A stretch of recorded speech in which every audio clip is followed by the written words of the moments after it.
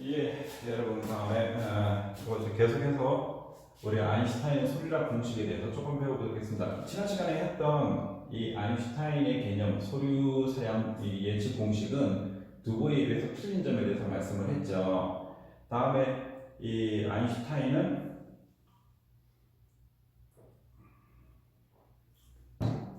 무수한 실험을 했어요. 이제 실험을 바탕으로 하상 입자와 소리사 간의 관계를 했는데 하나씩만 좀 읽어볼게요. 되게 상식적인 내용인데 하상 입자 정의가 중요하다고 했죠. 바닥에서 굴러가는 입자는 소류사 간에는 지속적이고 광범위한 입자의 교환이 이루어지고 있다. 그러니까 올라가기도 하고 내려가기도 하고 한다는 거죠. 그 다음에 입자는 일련의 도약을 통해서 탁 튀어오르는 거죠. 전단적이 갑자기 있거나 아니면 하상 바닥이 불균일하기 때문에 뭐 돌에마다 튄다거나 하는 것들은 도약을 통해서 하상을 따라 이동하고 있으며 평균 도약 길이는 입자의 크기에 비례한다. 그러니까 탁 도약하는데 큰 게 더 멀리 가, 더 많이 뛰어올라. 그죠? 특정 입자는 지속적으로 움직이지 않고 몇 번의 도약을 한 후에 하상에 퇴적한다. 탕 튈 수도 있다는 거죠. 그죠? 그 다음에 단위 면적당 퇴적률은 주어진 단면을 통과하는 이속률뿐만 아니라 아까 이속률을 그 Q라고 생각하시면 돼요. 동수역학적인 힘, 이거 보통 전단력인데 입자를 퇴적시킬 수 있을 확률에 영향을 받는다. 확률 게임까지 들어가는 거예요. 한편 단면에서의 침식률은 이제 요건 이송을 하는 거고 얘는 침식이 깎여 나가는 거죠. 단위 면적 내 입자의 수 및 특성과 함께 입자에 작용하는 순간적인 동수역학적 상승력이 입자를 움직이게 한다. 즉 소류력이 작용을 할 때 얘에 맞는 힘들은 동수역학적인 힘이 그러니까 2지분의 V 제곱에 의해서 영향을 받거나 아니면은 전달력에 의해서 영향을 받아요. 근데 이게 보면 일정하지 않으니까 이때 이제 얘가 도약을 한다는 말은 깎인다는 얘기죠. 그래서 이속률도 되지만 이게 침식률, 침식이 돼서 입자들이 깎여 나가면 이게 동수역학적 상승력에 의해서 얘를 움직이게 한다라는 뜻이죠. 자, 그 다음에 한 장을 넘기시면 자 지금부터 수식이 나오는데 파란 박스도 없을 뿐더러 이거 외우지도 못해요. 지금 제가 봐도 이거는 찾아보고 이게 뭐다 값들을 집어넣는 거기 때문에 그렇게까지 볼 필요 없고 중요한 거는 아인슈타인의 소리사의 이동 개념은 이렇게 도약해서 간다는 거죠. 떼고 굴러가서 전단력에 의해서 지배를 받는 게 아니라는 거지. 그죠? 이렇게 간다는 거죠. 자, 여기 거리를 여기 면적인데 ALT 중심에서 중심까지 거리니까 ALT라고 쓴 거예요. 자, 보시면 단위 시간당 단위 면적에 퇴적되는 특정 구간의 평균의 크기가 D인 입자의 수는 그래서 이게 D의 입자의 수를 number of diameter 여기 넘버예요. 입자의 수로 계산한 거예요. 얘는 여기 보면 ALD 자 여기 보면 AL하고 A2는 상수예요. 얘는 상수값이구나 그러는 거죠. 자 근데 여기 보면 크기가 D인 입자는 각각 평균 길이 ALD만큼 도약을 한다고 가정을 한다. 이제 입경이 D야. D 입자가 1mm야. 그러면 얘가 탁 쳐서 올라서 한 번 이렇게까지 이동을 하는 거는 그냥 ALD라고 가정을 하는 거죠. 가정이에요, 가정. 말도 안 되는 가정이에요, 그죠? 자, 그때 공식을 이렇게 만들어 놔요. 근데 여기 보면 I는 QBW는 우리 앞 시간에 두보이가 그 한 공식에 단위 시간당 단위 폭격당 무게를 소리사량을 얘기를 하고 자 소리사량 QBW는 입자의 크기에 따라서 요만큼 구간을 나누는 거예요. IBW 구간을 나눠놔서 요거는 구간이에요, 그죠? 그러니까 얘가 구간마다를 전부 다 곱하게 되면은 더해지는 값이겠죠, 그죠? 자 그 다음에 AL, A2는 이거 다 얘기를 했고 라운드에서 스피어의 단위 중량 얘기했고 자 그러면 입자의 무게는 부피 A2 곱하기 단위 중량 하면은 단위 중량 곱하기 부피 하게 되면은 우리 무게가 나오게 되는 거죠, 그죠? 자 로지예요. 요건 로지예요, 그죠? 로, 밀도, 지, 중력 가속도 이렇게 하면 이렇게 나타내게 된다는 걸 바로 아인슈타인이 제안을 하게 됩니다. 근데 식이 중요하지 않아요. 경험식이니까 이렇게 되는 거죠. 그 다음에 이후에 마이어, 피터, 밀러. 마이어라는 놈하고 피터라는 놈하고 밀러의 공식에서는 자 이런 경험 공식을 나타냈어요.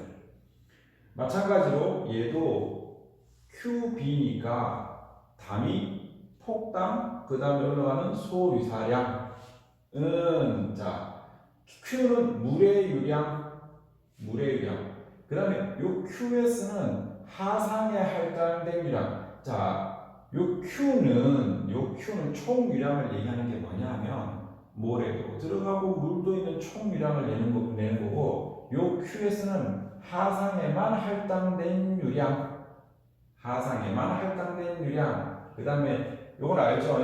D90 원합 유사역의 50% 되는 무게 DM은 평균, 민의 약자.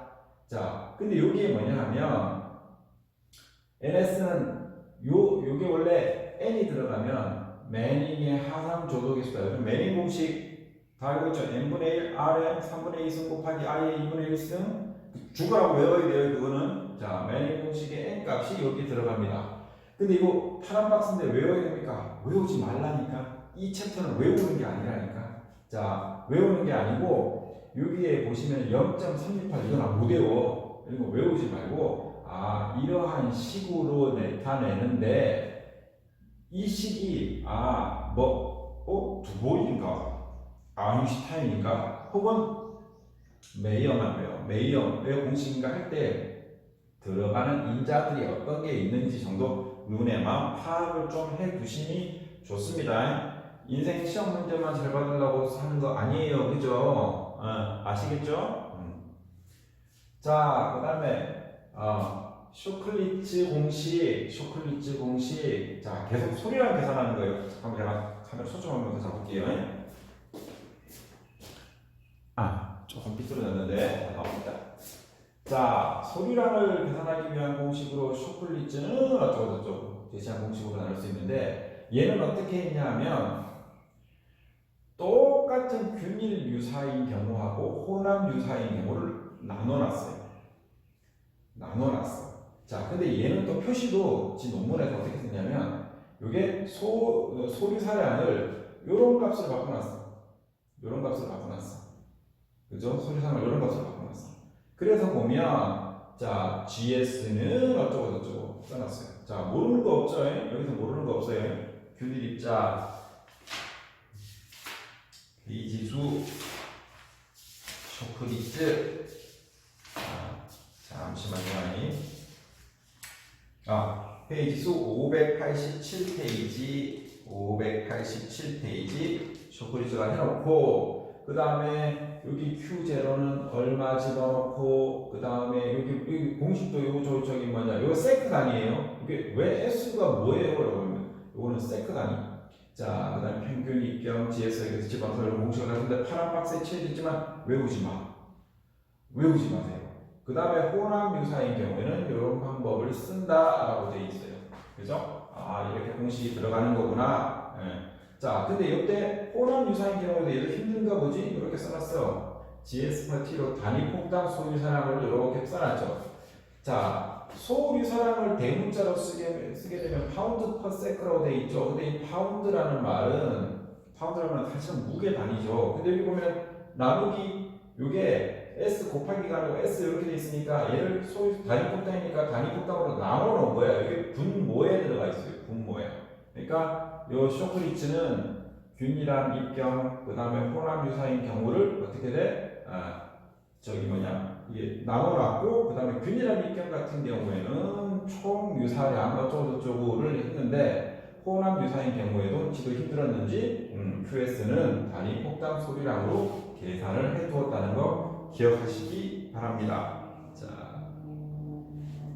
자, 우리 이제까지 이제 소유사랑 했어요. 소유사랑은 뭐라고? 바닥에서 흘러가는 놈, 하상. 우리가 하상이라고 하면은 이 강바닥을 얘기하는 거예요. 강바닥. 그 다음에 여기 공기하고 접촉하는 걸 뭐라 그래? 자유수면 혹은 수면이라고 얘기를 하죠. 자, 그거 말고 소유사랑과 함께 하천 흐름에 의해서 유사 이상의 다른 한 가지 방법은 부유 상태다. 떠가는 거다. 떠가는 거야. 네, 부유, 떠가는 거예요. 근데 이게 완전히 뜨면 스컴 상태가 되지만 그렇게 뜨는 게 아니라 이게 완전히 가라앉지 않고 물을 따라서 쭉 이렇게 떠가는 걸 우리 부유유사라고 해요. 자, 이때 이러한 부유유사 입자들은 물의 흐름에 의해서 떠받쳐지고 있고, 난류는 지난 시간에 얘기했죠. 난류랑 레이놀즈 넘버가 상대적으로 큰 흐름, 그러니까 유속이 좀 있는 거죠. 자, 왜냐하면 레이놀즈 넘버는 관성력과 점성력의 비니까. 자, 난류는 유사의 부유에 있어 가장 중요한 인자가 된다. 오케이, 알았어. 그럼 뭐냐 하면 부유유사랑과 가장 밀접한 관계가 있는 것은 뭐? 난류와 관계된 건 레이놀즈 넘버. 입자들의 무게 때문에 침간이 발생하지만 난류의 속도 때문에 인해서 입자가 불규칙하게 움직이게 된다. 어떨 때 보면 브라운 운동을 하기도 해요. 자, 이 차원 흐름에 대한 하천의 단위 폭당 혹은 단위 부사량, 흐름 가라앉는 것. 그래서 2차원이 되겠죠. 자, QS는 블라블라블라. QS는 블라블라블라. 여기서 V와 C는 하상으로부터의 높이 위치에 따른 시간 평균 유속 및 농도이다. 자, 우리 유속은 velocity라고 해요. 하죠. 자, 우리 그 부유 유사량의 농도. 내가 일부러 물거든. 물에다가 모래를 쭉 부으면 어떻게 돼? 물분에 모래가 몇 개 들어가 있는지 혹은 모래가 얼마만큼 들어가 있는지가 농도로 나타나죠. 농도. 많이 부으면 농도가 높아지는 거죠. 그걸 영어로 뭐라 그래요? concentration. 집중하다 할 때 concentration. 그래서 V와 C는 velocity, C는 concentration. 하상으로부터 높이 위치에서의 시간 평균 유속 및 농도고, 그 다음에 A는 하상층의 두께를 얘기를 한다. 자, 그죠? 그때부터 얼마까지를 얘기하는 거예요. 그러니까 접근을 하는 거지. 여기 깊이별로 접근을 이렇게 계속 해나가는 거죠. 그죠? 자, 그 다음에 QSV는 단위 시간 및 폭당 유사의 최적을 얘기하는 거예요. 최적. 얘는 최적이야. 최적은 또 영어로 뭐라 그래? 볼륨. 자, 그 다음에 이렇게 W는 뭐라 그래? W는 무게는 영어로 뭐라 그래? weight로 나눠놨는데 파란 박스가 없으니까 요걸 가지고 요 식을 이해만 하시면 되는데 거의 산수 수준이라서 여러분들 뭐 쉽게 이해는 하실 거예요. 자, 그 다음에 이놈을 갖다가 전체 하천 단면에서의 유사량 QS는 단면체인데 적분을 하면 되는 거예요. 그러니까 아까 단위 폭당이라고 나와 있죠. 단위 폭당 요 식이 지금 자 이렇게 되는데 이건 다 평균값. 위에 바친 건 평균값. 통상적으로 역학책이나 수학책을 읽을 때 위에 바가 들어가면 그건 평균값이라는 뜻이에요. 자, 근데 여기 보면은 거의 식이 있는데 이 유사량은 얘를 적분하면 되는 거예요. 얘를 적분하면. 그죠? 자, 이때 얘를 접근할 때 어디서부터 어디를 접근해요? 그러니까 깊이별로 접근을 하니까 dy, 흐름 방향은 x, 깊이 방향은 y로 접근을 하시면 됩니다. 자, 그 다음에 하나 더.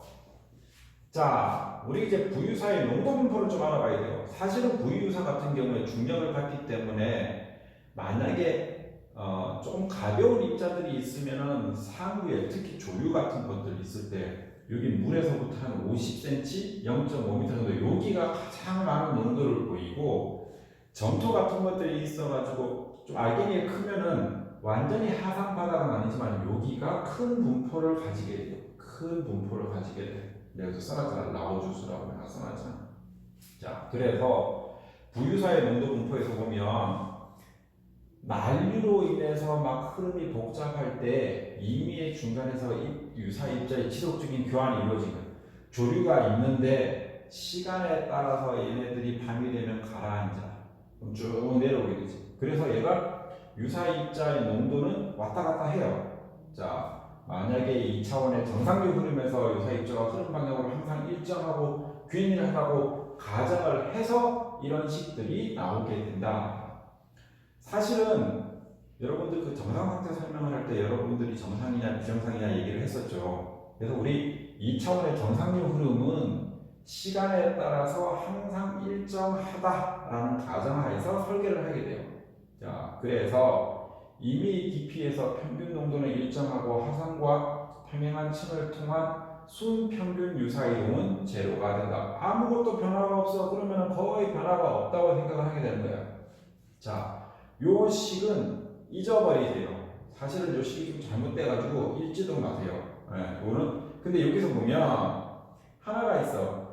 유스타라는 말이 이제 앞으로 계속 나올 텐데, 유스타는 흐름 방향의 유속을 나타낸다. 유스타는 흐름 방향의 유속을 나타낸다라고 여러분 알고 있으시면 됩니다. 네. 자, 그 다음에 자, 이 그래프가 나오면 지금은 보면 이쪽이 로그 스케일이 아니고 노멀 스케일이죠. 자, 여기 상대 속도를 나타내고 이쪽도